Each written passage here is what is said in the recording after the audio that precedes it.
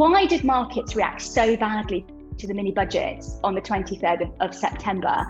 And why has that then created the kind of, hokey cokey in terms of mortgage product rates being released and then withdrawn and all of this stuff that we've seen over the last few weeks? Tell me from your perspective, what have you seen and where do you think the trouble started?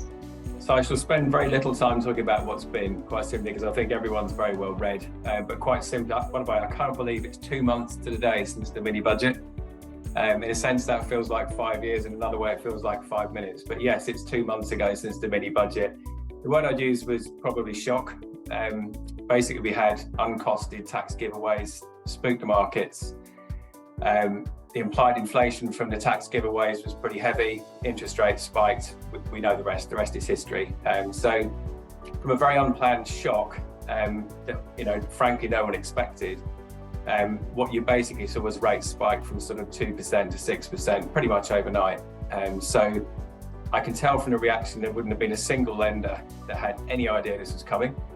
I'd also say a lot of the consumer media reporting and actually other media reporting was pretty poor through the period. It was certainly overly negative and often misinformed, but obviously that's eroding confidence. It's forced everyone to pause basically, and we'll come back to that in a minute.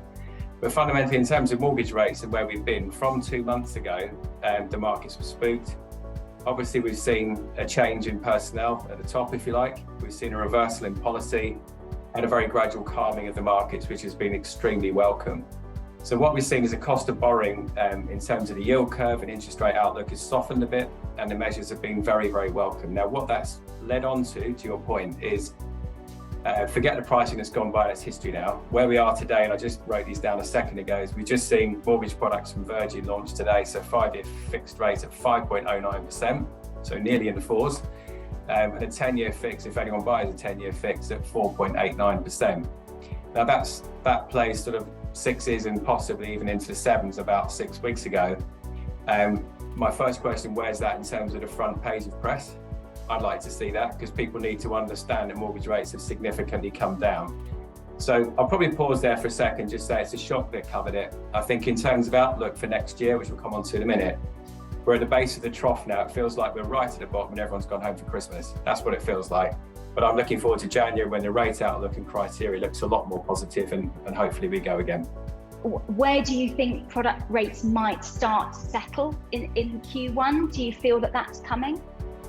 Yeah, so they're certainly settling now. I mean, my only caveat is, let's call it the Russian war. I've no idea what's going on there, but assuming we stay on a fairly even keel, the likelihood is you'll see criteria steady, so a gradual creeping back sensibly of where there's been perhaps an overly negative reaction and a pullback on lender criteria.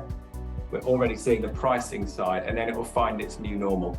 And its new normal certainly at the moment feels like rates in the fives, probably the early fives. It may even be before the end of quarter one, you see rates beginning with a 4 across the piece, and that would be very welcome, because once I'm a customer and I know that the rate outlook is steadied, not saying peaked, but it's much more predictable and I understand where things are going. If I wanted to buy 4 months ago and back out again, I'm wanting to buy again because I understand where rates are going.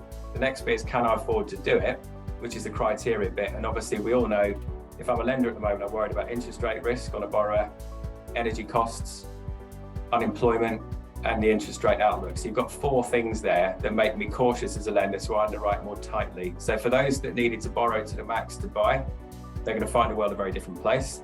But for those who simply waited pending interest rate increases, they're going to be okay, because things will steady through Q1 and they'll decide whether or not they can afford to buy in the fours or not.